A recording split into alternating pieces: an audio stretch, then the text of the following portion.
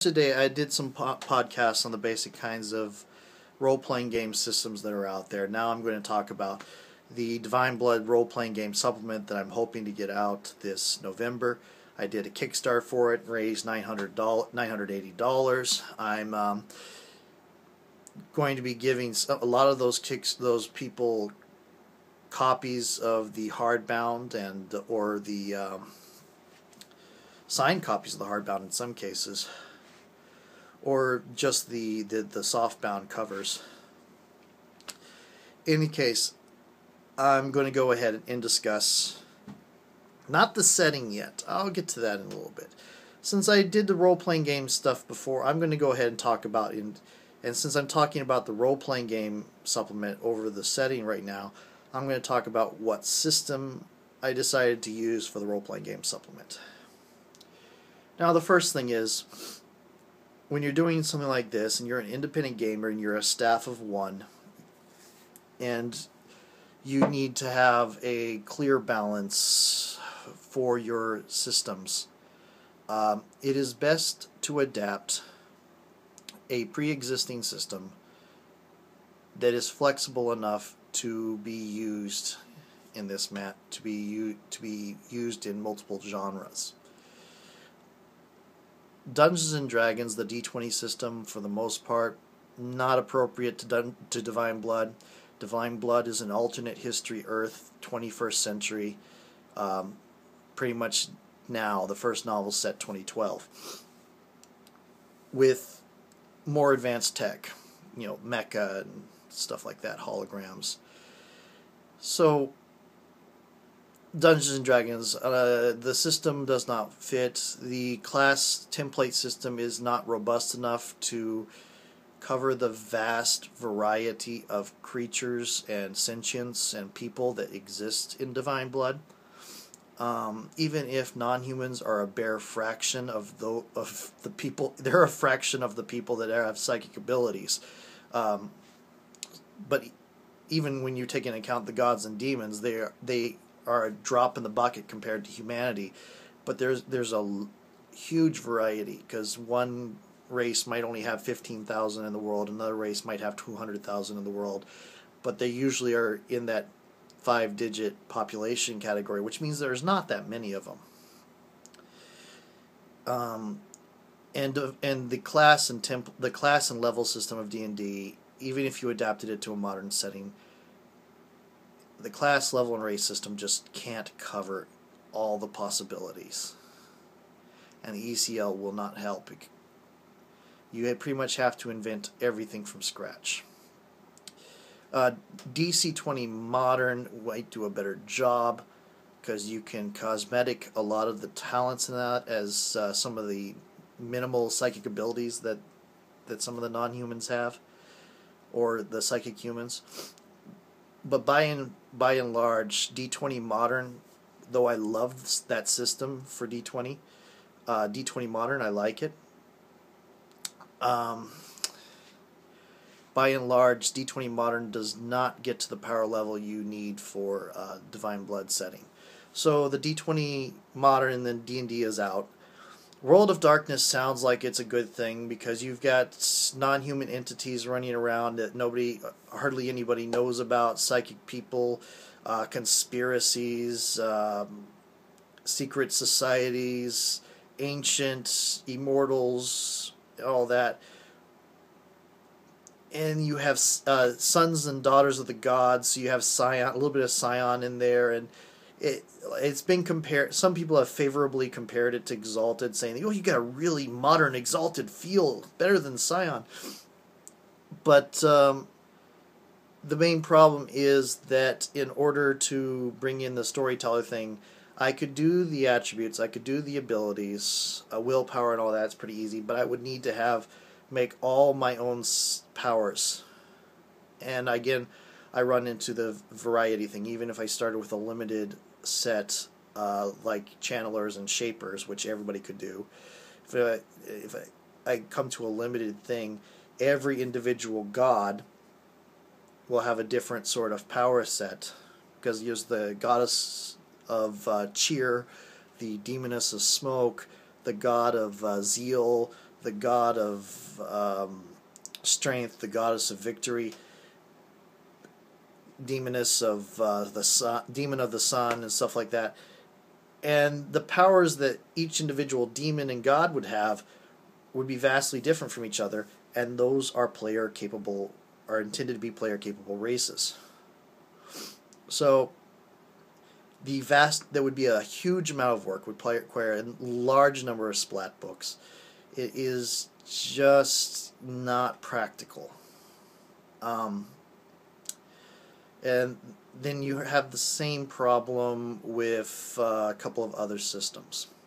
So you come to the generic systems, which are designed to be able to facilitate a large number of genres.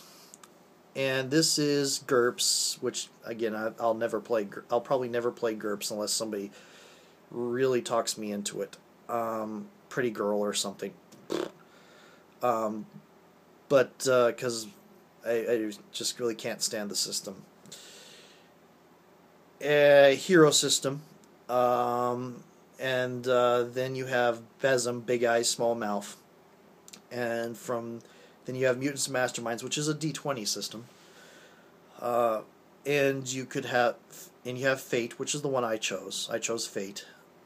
Strands of Fate, actually. There's several different branches of Fate, and there's going to be two generic Fate things. There's going to be Fakecore and there's Strands of Fate. Strands of Fate came out first. Fakecore is coming out. It's done by the same people that did Dresden. Strands of Fate and Fakecore use some of the same essential base. They use the same conflict resolution. Their character creation has some significant differences. They're both point buy, in between point buy and template, but their character creations are significantly different, and because of that, some of while the conflict resolution is the core conflict resolution is the same, some of the individual manipulations of using that conflict resolution are different. But I'm used to Strands of Fate, and I prefer Strands of Fate over the way the Dresden did. I have not seen Fakecore, so I can't say much about it. But I prefer Strands of Fate, so that's what I'm using.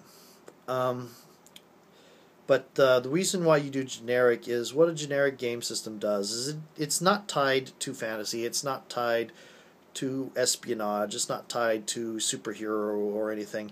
It is a collection of basic abilities that you can use to facilitate and create what you want.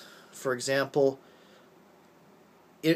what you call an energy blast in Hero System, it's a ranged attack that does however much damage you pay for. It can be defined as picking up things and throwing them. It can be defined as telekinetic blast. It can be defined as a psychic blast is a different power. It can be defined as a blast of fire. It can be defined as a blast of a laser light. It can be defined as a firearm, like a shotgun, is an energy blast. It just does physical damage instead of energy damage. And what it comes down to is generic systems, as far as they are concerned, damage is damage is damage, and it doesn't matter what the source is, except for thematic description of what happens. As such, all attack things are based off the same energy blast ability. You just say, I buy an energy blast, it does X damage, I'm going to define it's a green radiation blast. Okay, it's green radiation blast. And then you can have other powers like, oh, this person's immune to green radiation, your blast does nothing. But this person's vulnerable to green radiation because he has this disadvantage, green radiation, double damage. It does double damage. And so on. And the strength of these generic systems is that you can adapt them to whatever setting you want. You could take these generic systems and recreate a large number of fantasy settings or urban fantasy settings. You could do Dresden, revamp it for champions, I mean hero system, or mutants masterminds, or GURPS, or Besm. In fact, while I didn't play a Dresden verse setting, I had a friend do a Dresden-like campaign using the Big Eye Small Mouth rules. So this has already happened. And so what I'm going with is the generic system.